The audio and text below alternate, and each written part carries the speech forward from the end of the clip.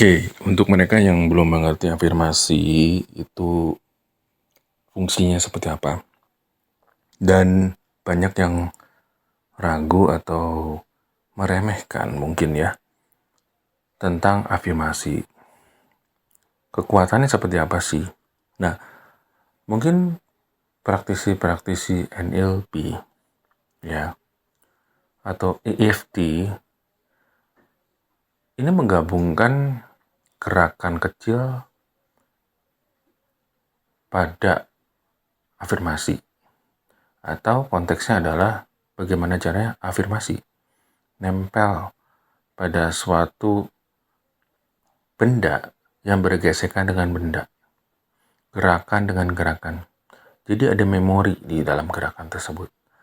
Kita ambil contoh, misalnya ada seorang anak yang memang sedang duduk, tiba-tiba ada tanggul jebol, tanggul di dalam rumahnya jebol, dan ini kejadian nyata. Akhirnya sampai ke depannya, beberapa tahun ke depan dia trauma mengenai air yang mengalir. Ya.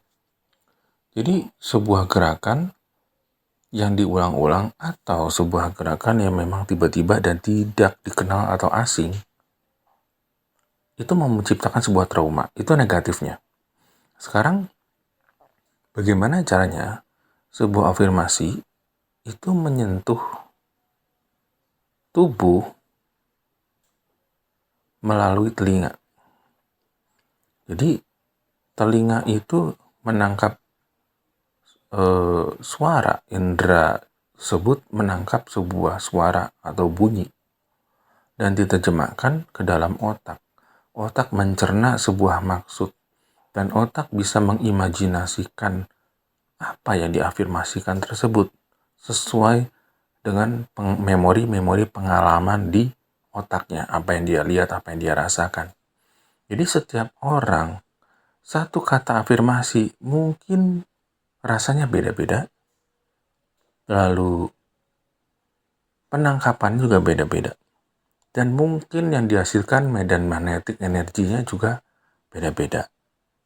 Nah ini ketika kita sudah sadar alasannya seperti apa, maka kita baru tahu ternyata ada sesuatu di balik afirmasi yang tidak efektif di satu orang, tapi efektif di orang yang lain. Jadi beda. Karena perbedaan ini kan menjadi sebuah perdebatan. Perdebatan ini kan ada alasan mengapa berbeda.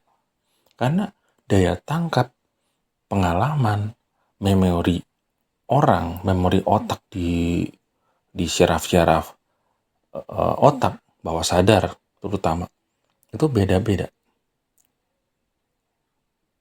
Jadi ini akan menjadi jembatan perdebatan antara mengapa afirmasi tidak efektif. Ada kalimat bahwa afirmasinya misalnya penghasilan 500 juta per bulan. Tapi kita sesuai fakta, kita tidak pernah merasakan hal tersebut.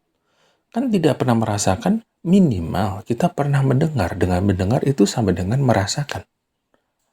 Mendengar berkali-kali sama dengan berapa puluh persen dari merasakan. Jadi rasa nggak harus langsung merasa. Rasa itu karena terbiasa. That's why makanya ada afirmasi yang dengan lagu, ada afirmasi yang dengan kata-kata saja. Jika Anda melihat atau mendengar, merasakan video-video saya sebelumnya, pasti ada perbedaan. Dan itu pengulangannya harus diulang-ulang. Dan bahkan ada perdebatan juga, apakah harus didengar dalam kondisi mau tidur atau habis bangun tidur. Kadang-kadang repot. Habis bangun tidur, mungkin kita buru-buru. Mau tidur, kadang-kadang dilarang. Kamu ngapain pakai headset? Baru mau fokus sama kegiatan positif, tiba-tiba ada toksik. Nah ini sudah sering saya temukan di dalam para pengguna. Aduh, kadang-kadang ada halangan. Malah saya rileksnya mungkin sehabis makan siang mungkin, atau pas sore lagi mancing atau lagi merokok. Ya nggak apa-apa. Jadi keadaan rileks itu tidak selalu pada saat mau tidur atau habis bangun tidur. Nggak selalu. Yang penting Anda sering mendengar hal tersebut. Ya, sama juga seperti Anda keseringan melihat mobil merah atau mobil putih. Ya, rodanya juga putih. Anda sering melihat tersebut, kira-kira dalam waktu beberapa minggu ke depan, settingan otak Anda jangan-jangan pengen beli mobil yang warna putih. Karena keseringan Anda melihat mobil putih tersebut. Mirip nggak dengan brainwash? Betul ya? Dengan brainwash. Itu yang dilakukan brainwash massal pada zaman Hitler. Ya, ada kode tangan ke atas. Ya enggak? Betul ya? Nah, semua mengatakan heal. Ya kan? Itu sugesti massal. Sugesti itu konteksnya adalah afirmasi yang diulang-ulang. Apalagi bersamaan. Dengan mengucapkan hail bersama-sama, kuping juga mendengarkan. Nah, dari situ dia. Kalau digunakan secara personali, ya Anda tinggal mengenakan headset, tempel di kuping, dengarkan berulang-ulang. Sudah 5 menit, ya diulang-ulang lagi. Jadi paham ya perbedaannya. Semoga Anda teman-teman jelas masalah hal ini. Gitu. Jadi tidak perlu pusing, ragu di awal. Kalau ragu kita harus tahu kenapa ragu, karena mungkin Anda belum tahu sejarah dari afirmasi dan pengulangan itu apa dan bagaimana. Ya, secara sistematis di dalam tubuh dan otak seperti apa. Setelah sudah tahu, ya akhirnya sekarang mengerti kan. Jadi lepaskan harapannya dulu, just listening, just enjoy it. Gitu aja saran dari saya.